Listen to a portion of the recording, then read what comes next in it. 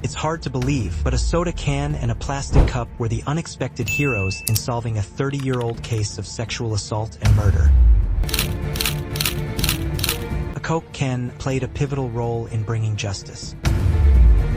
This case is heart-wrenching, not only because 18-year-old college student Mandy Stavik's bright future was stolen from her, but because it took 3 long decades for her to finally get the justice she deserved. It's heartbreaking to think that Mandy's killer managed to slip away so easily, right under the noses of law enforcement agencies who should have been able to protect her. The most chilling part? It happened in a small, tight-knit town in Washington. A place where everyone knew each other, where you could leave your door unlocked without a second thought. In that tiny community of just 300 to 350 people, the unthinkable happened, shattering the sense of safety and trust that had once been its foundation.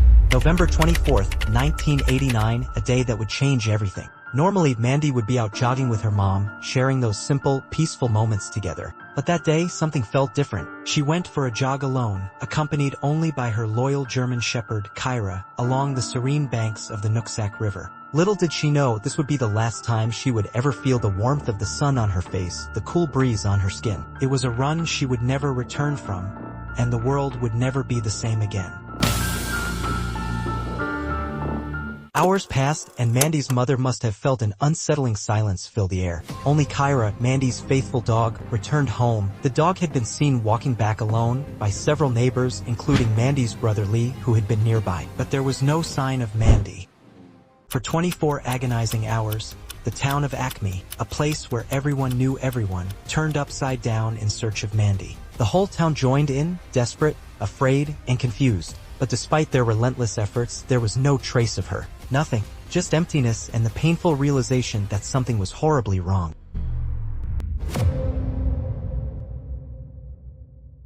Three days later, the unimaginable happened. Mandy's lifeless body was found 6 miles away from where she had been jogging, near the Nooksack River. Her clothes were gone. The discovery sent shockwaves through the entire community, a place where such horrors were never meant to happen, where people had always felt safe. The entire town was left broken, lost in the kind of grief that no one could ever fully prepare for. And still, the question hung heavy in the air: what had truly happened to Mandy? The autopsy report would be the only thing left to answer that question. And when it came, it brought with it a devastating truth. Mandy had supposedly drowned. Asphyxia by drowning, they said. But the river wasn't deep, and there were no signs of struggle around her body. More hauntingly, Mandy had been an excellent swimmer, someone who could handle herself in water with ease. It quickly became clear, Mandy didn't just drown by accident. The truth began to surface through the autopsy: a head injury, a brutal blow to her skull, and the horrifying signs of sexual assault. Someone had attacked her, hit her hard, and then assaulted her in the most violent way. The truth was darker, far more sinister than anyone could have imagined. The whole town stood frozen in fear, their hearts heavy with the same haunting questions. Who could have done something so unspeakable to Mandy? Was it someone they knew, a neighbor, a friend, someone they had trusted? Or had a stranger wandered into their quiet streets, leaving terror in his wake? And worst of all, was he still out there, stalking the next innocent soul? The killer had vanished into the night, and the town was left clinging to each other, desperate for answers. Please stay with me until the very end of the story. What you're about to hear is filled with twists and turns you won't see coming, and it carries a lesson none of us should ever forget.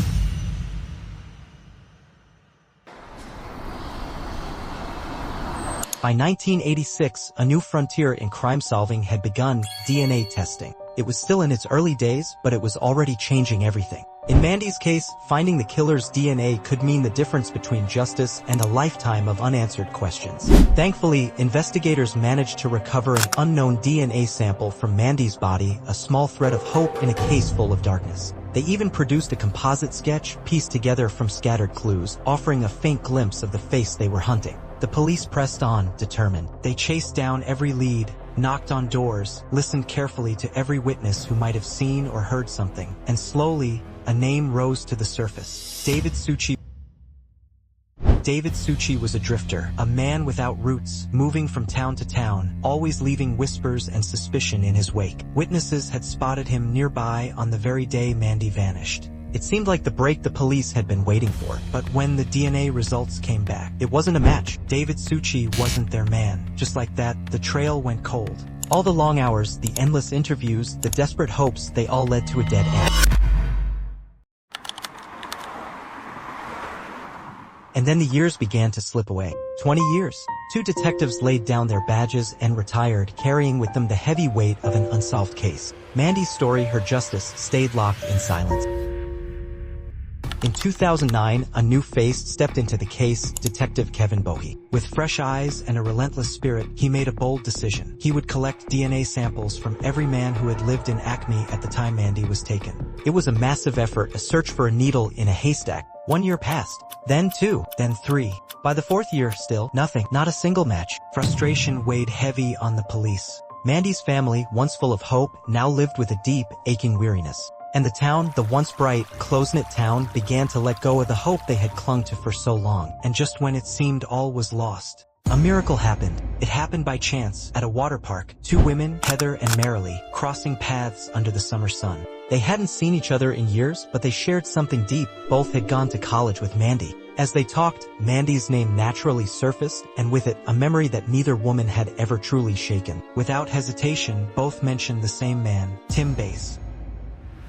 The name hung between them, heavy and unsettling. For all these years, they had kept their suspicions quiet. But why? And could it really be true? Could Tim have been the one? To find the answers, we have to step back in time, back to Mandy's college days, when the first warning signs began to flicker. Back in their college days, Heather and Marilee had lived through something they had tried for years to forget, something that now, suddenly, could no longer stay buried. Both women had disturbing, personal memories of Tim Bass. During a school trip, Tim had tried to sexually assault Heather, leaving her terrified and shaken. And one night, without warning, he had appeared at Marilee's home, uninvited, unwelcome, and tried to force himself on her too.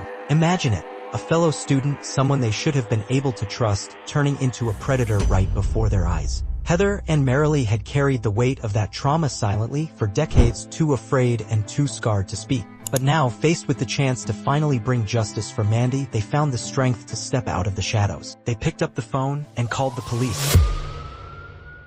Heather and Marilee poured out their stories to the police, revealing not just their personal nightmares, but also their long-held suspicions about Tim Bass. For the first time in 25 long years, investigators had a real lead, one that stirred both hope and horror. The pieces began to fall into place. Tim Bass's house had been just a short walk from Mandy's. Their families had even been close, sharing meals, conversations, laughter. And Mandy had known Tim's younger brother, Tom. They were friends. It was almost too much to take in. If Tim Bass had been the killer all along, how had he slipped through the cracks? Why hadn't his DNA been tested years ago when it could have changed everything? The answer would be even more shocking than anyone expected. The reason Tim had never been tested? One word: negligence. Back then, the police hadn't collected DNA from Tim or anyone in his family. Their families had been too close, too trusted. No one, not a single person, had thought to look at them with suspicion. It was the single greatest mistake of the investigation, a mistake that had allowed a killer, if it was truly Tim, to walk free for decades.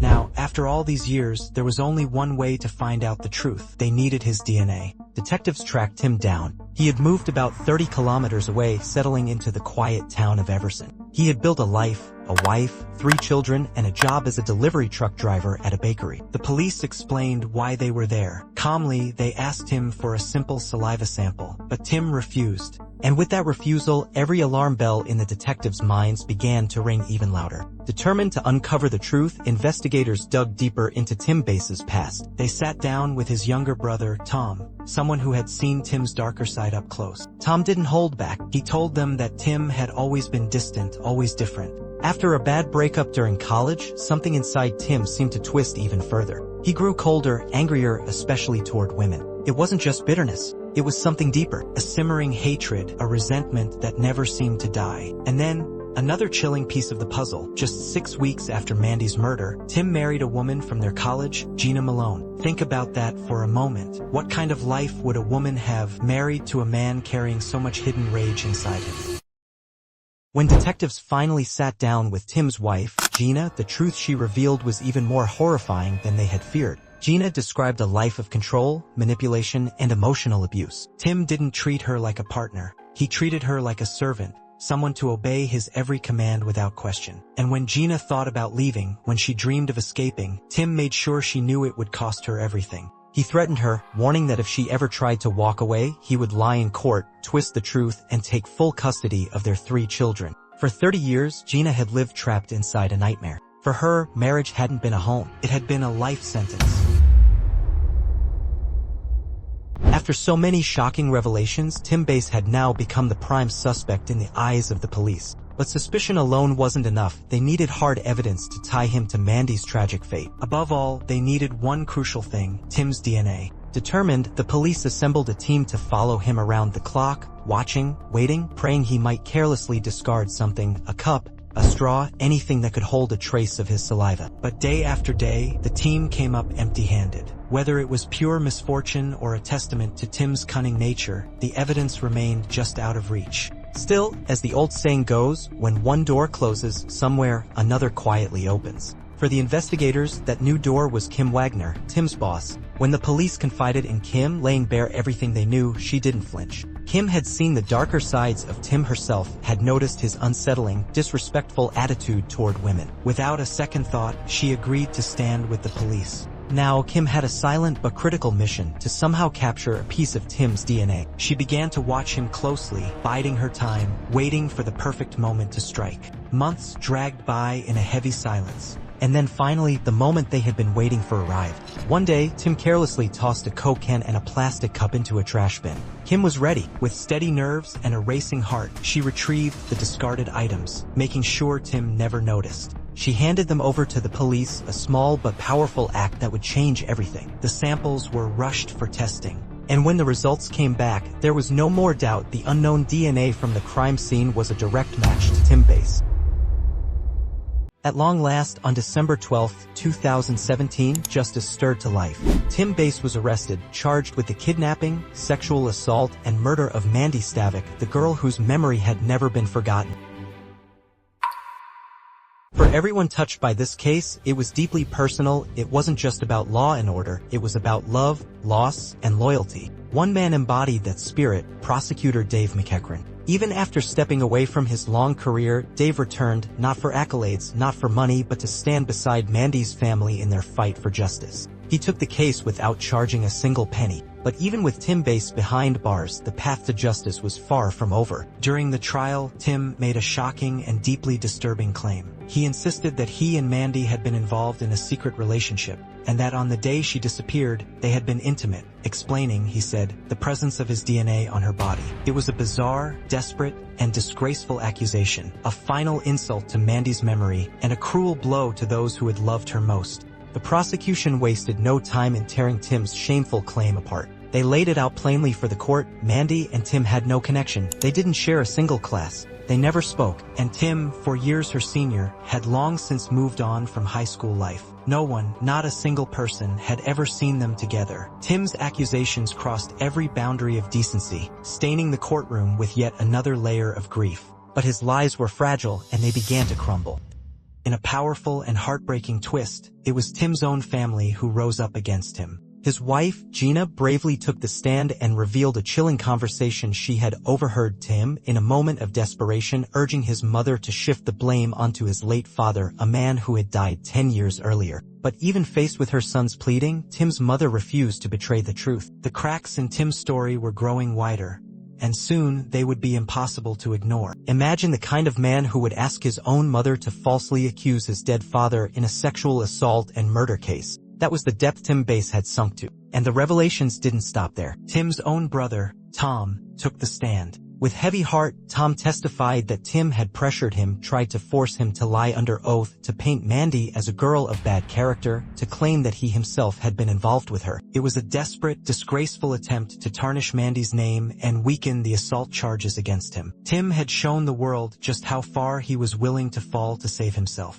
But after 30 long years of waiting, after 2 grueling weeks of trial, and after just 5 hours of deliberation, the jury returned with their verdict. Tim Bass was found guilty of kidnapping, guilty of sexual assault, guilty of murder. Justice, long delayed, had finally arrived. Tim was sentenced to 27 years behind bars, a small measure of closure for a wound that had ached for decades.